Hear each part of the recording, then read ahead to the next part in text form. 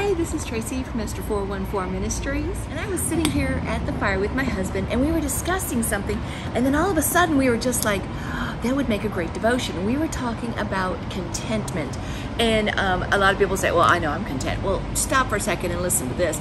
In Philippians chapter 4, the Apostle Paul talks about, I have learned how to be abased, and I've learned how to abound. I have learned how to be content in all situations and in all circumstances. And what the Apostle Paul is saying is, no matter what the situation, no matter what the circumstance, I can be grateful. I can be content. Not saying complacent, because that's a whole nother thing. When a person's complacent, it's almost like they're kind of, oh, well, whatever, you know.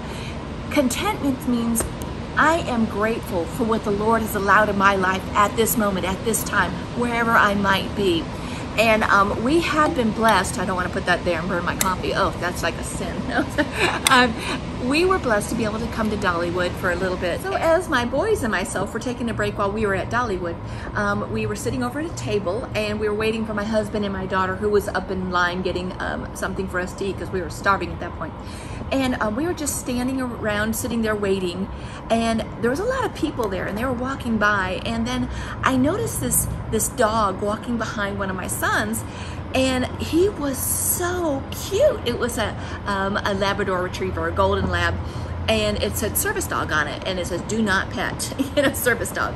And I was just noticing this dog walking by, and this guy was holding him by the rein, and as I was watching him walk by, I was just admiring the dog. He was so cute. And then as the guy got away a little bit, I noticed as he was walking, his legs were titanium. Both of his legs were titanium, and he's walking through the park.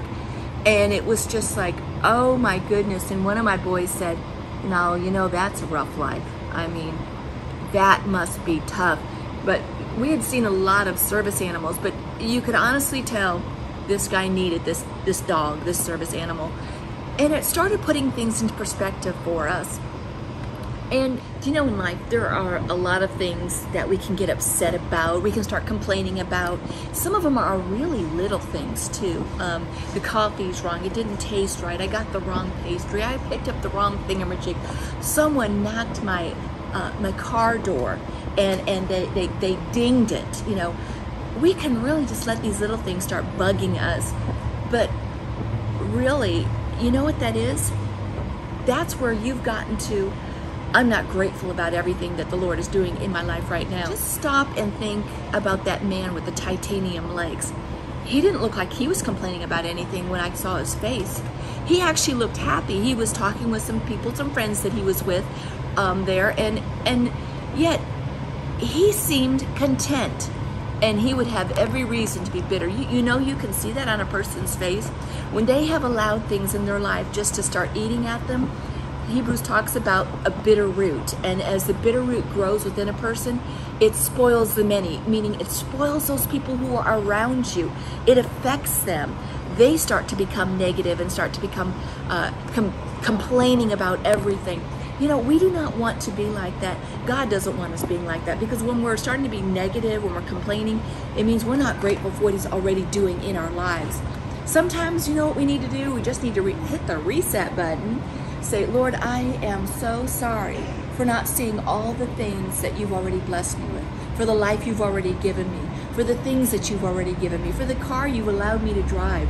I am so grateful, and I do not mean to be ungrateful. Please help me.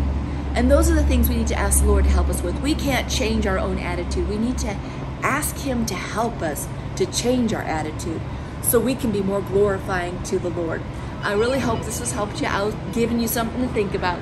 This has been Tracy from Esther 414 Ministries.